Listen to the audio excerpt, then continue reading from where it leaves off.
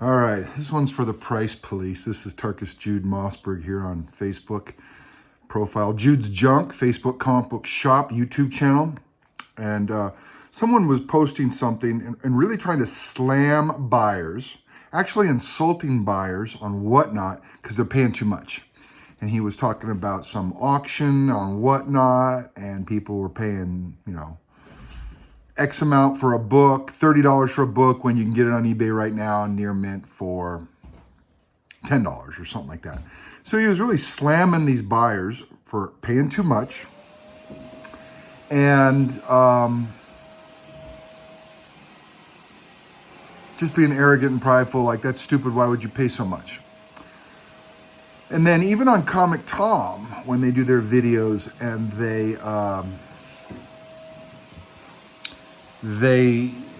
look at the prices, and a lot of times it's for a 9.8, and then they see an outlier, an ASM, let's say a Star Wars 1 sells for $3,500, and they're like, whoa, you're not paying attention to our video, you paid way too much. And there's one on eBay right now for $2,800. There is this thought process in the comic book community that comics are commodities. Now, what do I mean by commodities? I've never tried to explain that before. I've talked about how comics are not commodities. It's not like corn. They all have a set fair market value nationwide, worldwide. There's not a stock exchange where everybody can, buy the pig parts or the soybeans or the oil at a set price and it goes up and down. You don't want to bring the investing mindset into comic books because they're not commodities. There are so many reasons why prices might be different, why reported sales might be different. Just because someone calls a book near mint, which is a 9.4 on eBay, most likely does not mean it's near mint. It very possible could be a very fine / near mint, which is a 9.0, but they call it a near mint because the word near mint is in it. A lot of people will say, oh, this book is very fine to near mint. Okay, very fine is 8.5, near mint is 9.4. That's a really big window, 8.5 to 9.4. I need a little more information. If you're into grading at that level of detail, maybe some buyers are not. They just want to read it, they want a decent condition, and the general price for a very fine to near mint is so small of a margin, $8 to $11, that doesn't really matter. Maybe the bigger issue is the shipping cost when it comes down to a cheap book like that. But when you get up into the $100, $200 book ranges, that 10% difference can matter significantly. So I'm just trying to capture what do I mean by it's not a commodity. People think fair market value, that this is a fair price, and that is not a fair price. That's why I teased you about price police. That's not a, quote, fair price, so you're not a fair seller. Fair market value does not mean the price is a fair price. Fair market value means two people agreed on the price. So by default, it was a fair price because the buyer offered it at X amount. The seller offered it at X amount and the buyer agreed to pay that X amount. So that was fair. So when you say someone is stupid for overpaying, you're the one that's wrong because it was fair, because the seller offered it at X. And if it's at an auction, all the more. There was enough buyers to bid it up to that X amount. Now, if it's sold for, let's say 100% more than what it normally sold for 30 instead of $15, that's a really small difference, okay? You're drunk at 2 a.m. and you want to go buy something and you spend too much. Okay, we've all done that. We've fat fingered an auction and we can't take back the bid and it's too late. And if you haven't done it, welcome to auctions. You'll do that in the future. But I bid $500 up by accident on an ASM 361 and actually bid 1,000 because fat fingered it. It was supposed to be like 100. And I ended up winning it for $500 when it was a $300 book. And I was mad at the people because I was like, who on earth bids it up to $500? Nobody in their right mind would have gone that much higher than fair market value. Well, there could be shenanigans going on behind the scene. I believe if you put in a high bid on some of these auction sites, they are small enough auction sites where someone can get back in there, see your bid, and then bid up the bottom part So you actually pay the max of what you wanted to pay. And I've seen that happen before on eBay as well. There's tricks with eBay where you can bid really high and cancel within 24 hours.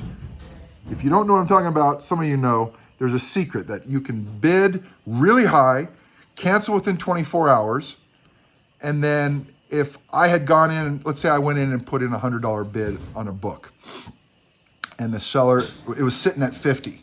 That seller can go in and bid a $200 price and then cancel it within 24 hours. And now it comes back to my max of 100.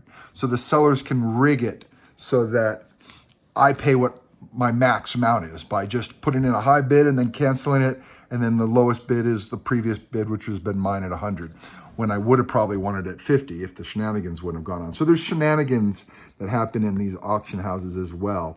But on WhatNot, you're talking about a $30 book, it's moving quickly. That just means two people wanted it. One guy wanted it for 29, and the other guy wanted it for 30, and the guy with 30 won it. So to say that he's stupid or ignorant, it's more of a sign on the person making the accusation. When I see Comic Tom report these high 9.8 sales overseas, there is so many factors that go into why someone will pay a price. I charge a price for PayPal goods and services different from cash. There's more fees involved with PayPal goods and services, more than you think, not just a little 3% charge. There's a lot of other fees, and if you don't understand taxes, then that's on you. But when you go to do taxes, you'll find out, and you might get surprised.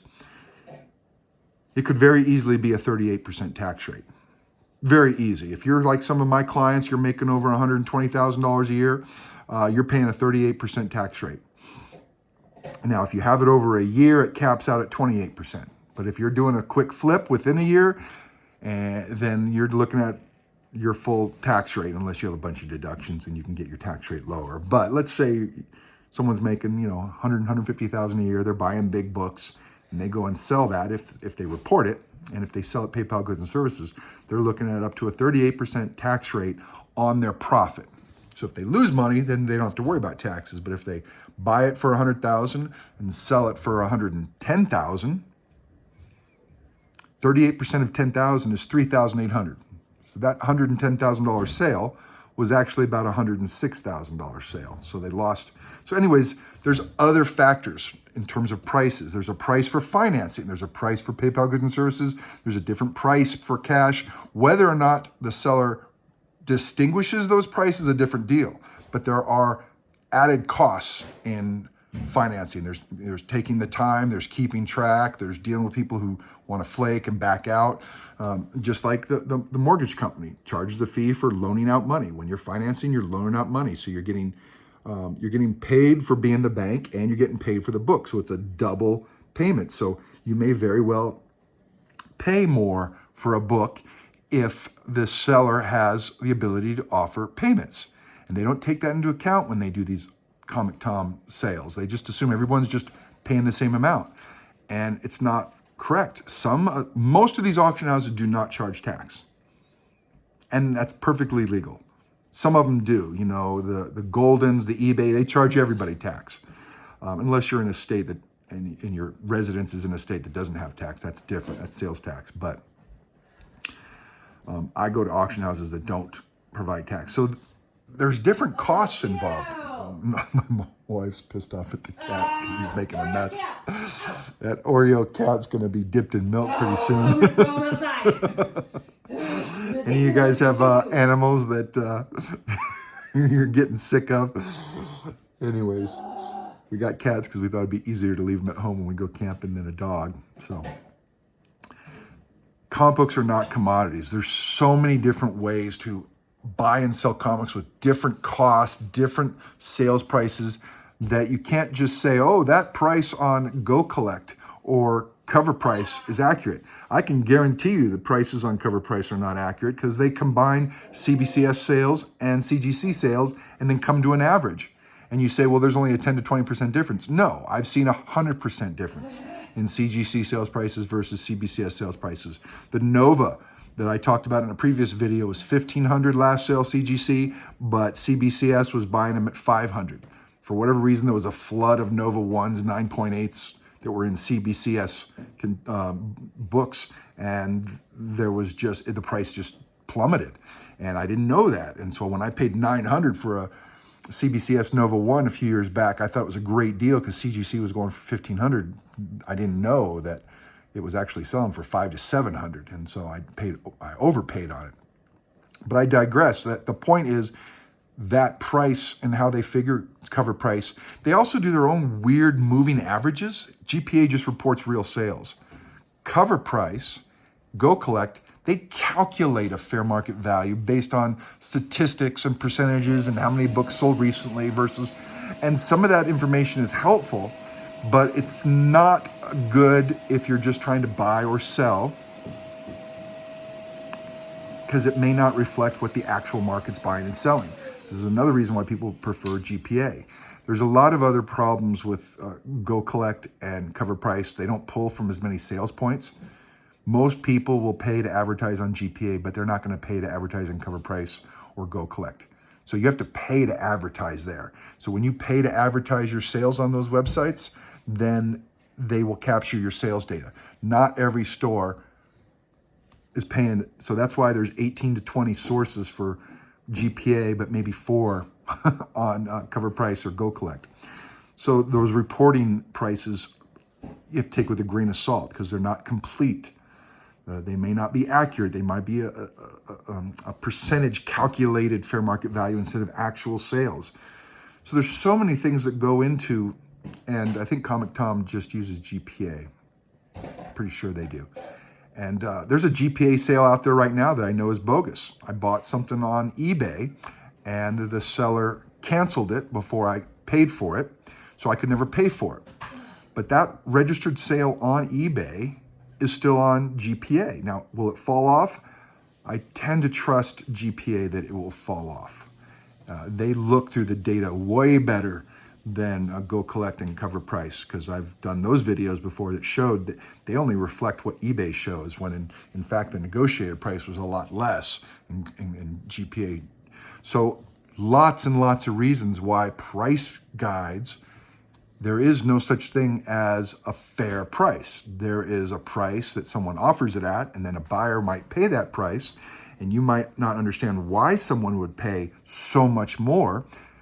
But I've often talked about this. You got buyers overseas. They want to buy a $10,000 book. There are websites where they can buy it and keep it in the US. They never have to ship it. They never have to import it. There's no customs duties.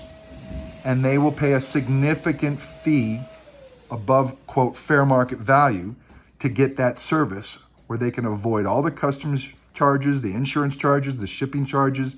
The place just holds the book for them, and then they can put it back up for sale whenever they want. It's like a bank here in the US, and you got people overseas doing this left and right, and it's safe for these people overseas. You know, they don't want to deal with PayPal goods and services if they're going to get ripped off possibly, and they don't want to have to waste the time fighting with PayPal. A lot of people are like, well, you can just argue it. Rich people don't want to argue it. They don't want to deal with it. I'll just rather pay $2,000, know that I have it in my bank, and be done with it. You know, maybe I'm blowing $200,000 on a big heritage auction. It's not of any consequence to throw in an extra $2,000 book that I just like the cover. I don't care if it's worth $500. I like the cover, I'm going to throw it in there. That's how rich people think. And if you're out here peddling $2 books and $3 books, and you're arguing with people because they're offering you, 50 cents versus $1, then you're not playing in the world of expensive buyers.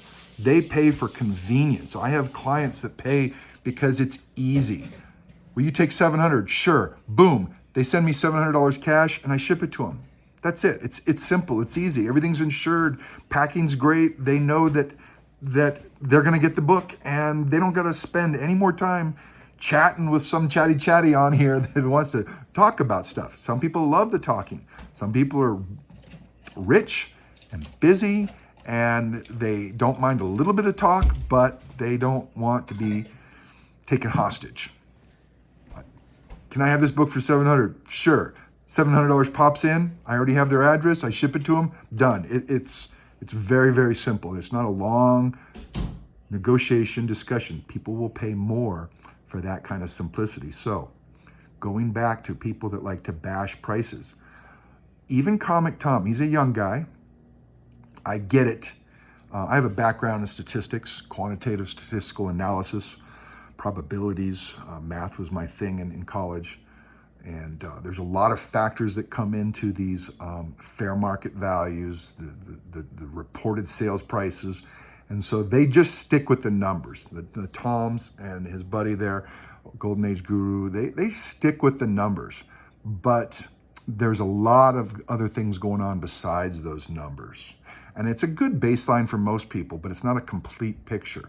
So if someone pays a lot more and they're over in Guam or Saudi Arabia or India, and they want to store the books here so they can avoid custom charges and taxes and duties and all that stuff, someone will pay $500 more for an ASM 300 9.8.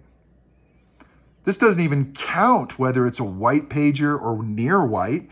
Those factors, Comic Tom is talking about that more and more, but you could have a wide range of 9.8, especially on that ASM 300. You got the jagged edge for most of them, but some of them have a clean, sharp edge. You might pay $1,000 more for that clean, sharp edge. Some people do, and you would have no clue. So to go out and bag on someone why they're paying more than what you think a comic is worth, it's a waste of time. I would focus more on why would someone pay more. You learn by asking questions, not by making accusations and being defensive. There are many, many reasons why people would pay more for a comic book than you would pay, or me. They pay more than me. There's different kinds of buyers. A lot has to do with what a comic makes you feel. Remember, nostalgia. This is about feelings. You spend $70,000 on a hot rod car because of the way it makes you feel when you see the video. It may just be the name brand. There's emotional decisions in comic books. And just because, let's say there's a rare book. And this rare book, I got a book, there's only like 5 in the world. The last one sold for 150. Well, the next one's going to sell for 500. Because whoever got it for 150 got it for a steal. The only reason they got it for 150 is because the previous sale before that was sold for 150, or someone snaked it on an auction that nobody was watching for 150. So now people think that's the de facto fair market value. So the next guy on eBay sells it for 150 because the last sale was 150. Because a lot of people do like to buy it that way. And so if you're just trying to move books, that's what you might want to do. But not everybody's just trying to move books. Not everybody's trying to sell their house for the cheapest possible to get the cash now. A lot of people are willing to sit on that house for 10, 15, 20 years until they get the ROI that they want. A lot of people selling books for high prices on eBay because they're waiting for them to get the ROI that they want. They're not putting it on eBay at the high price because they expect someone to buy it now. People will keep buying it. When it gets hot for some reason, they'll go on and they'll get the cheapest one on eBay. And the next one will be cheapest. And then when all the cheaper ones bought, then your book will get bought. And if it doesn't ever get bought, he doesn't lose a dime asleep because his expensive book on eBay never gets bought. He just posted it, and maybe he has a system where they get posted automatically, and he just leaves it alone. And then if he sells it in the back end, maybe he takes it off eBay. Maybe he doesn't take it off eBay. You go to buy it, and he says, oh, sorry, it's not inventory. There's so many reasons we shouldn't bag on prices. They're not commodities. These comic books are not commodities. There are some examples where they tend to act like commodities. Very, very common books from the 80s and 90s. A 9.8 common book that might be $100. It very well may fluctuate right around 100, 90 to 110, and it might do that for 10, 15 years. That might act like a commodity. But as soon as a movie comes out and you want to get a signature on that book and there's none on eBay, I'll pay $150 for that book just so I can get that signature of Mr. T, on an A-Team #1. Michael Jordan comes out, I'm going to get a Space Jam for $500, even though they're worth $150. If I can get Michael Jordan if I can get Trump to sign some of these Trump books, I would pay double the price because bye-bye, honey, I love you. Because there's only a small amount of time and window to get these books to these auctions. And sometimes with these movie star type signature events, you get a late notice because everything has to fall into play. And then there's that company in Minnesota that they plan the signature events with these movie stars, and they finally, get all the details with CGC, and you get an email that says, hey, you got to decide by tomorrow. You got 24 hours to get a book in. You know somebody who's selling that book. You know he'll ship it straight to CGC for you.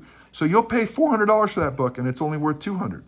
And then it gets reported as $400 maybe, and someone's like, why'd you pay so much more? Well, there's a reason why, and you don't need to know it. No one needs to give us an explanation or why. But there's a reason why. There's a reason why there's a wide range of prices for a 2008 Toyota Highlander. That's my car. They go for anywhere from $6,000 to $16,000. You get it at a dealership, it's going to be $16,000. You get it used off the market, it might be $6,000. This isn't like new news, and cars aren't commodities. A $6,000 car in New York versus a $16,000 car down the street where they provide financing. And if I had to choose one, I might try to get that one in New York, but you got to get it checked out by a mechanic. You don't know if it runs well. You got to pay someone to drive it over here and then fly them back. You got to jump through hoops. Is it worth $10,000 to just stay here and get it financed, or do you got to scrape together a bunch of cash and go to the one in New York, fly there? There's a lot of moving parts, and we can't slam people. All we should say is, man, someone paid a lot for that book. What's going on? And often we don't get answers. So every real purchase and real sale is a fair sale because two people agreed to it. Unless someone got manipulated or ripped off, then it may not be considered fair. But just because a price is reported on GPA doesn't mean that was a real sale. That's another thing to consider. A lot of sales and eBay sales are not real sales. So comic books are not commodities. If people want to pay more on WhatNot, there is something you get out of being in auctions. I was on WhatNot the other night, and I was watching a guy do a $20,000 book. That's all he had, was one book on there, no auctions, $20,000 book, and he had people coming in and they were talking, and people get to interact with the guy that has the $20,000 book. There's a reason people on YouTube pay money so that the speakers on YouTube will mention their name publicly. They'll do a $5 donation, a $20 donation, a $100 donation to a YouTube live just so that they will repeat their chat live and they can feel like a movie star recognized them, even though it's not a movie star. Why are people paying for that? They enjoy the content. I enjoy these videos for my favorite sports team on YouTube. I'm not the fool who's sending in $3 so they can read my chat, but there's a lot of people that do that. They want to support that channel. They want, support the channel. It's a business. So maybe there's some businesses you want to support and others you don't want to support, which is fine. But there's a value out of shopping on WhatNot.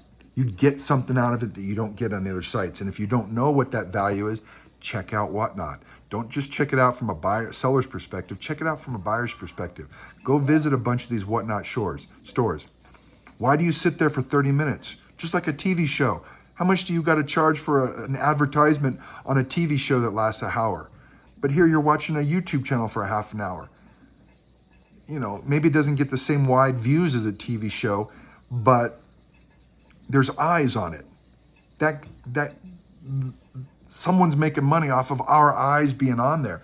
There's a value for us shopping on WhatNot. Not necessarily to me, but for buyers, and we can't disregard that. Anyways, honey. Honey? I call you honey? Happy hunting. If prices are going up and people are paying more and you are in the market of buying and selling, pay attention. Learn from it. Why are people paying more on WhatNot? There's something that they're getting. And if you can figure that out, then you've won. And if you can't figure it out, then you've lost. If all you're going to do is complain that people are paying too much. Anyways, happy hunting, guys.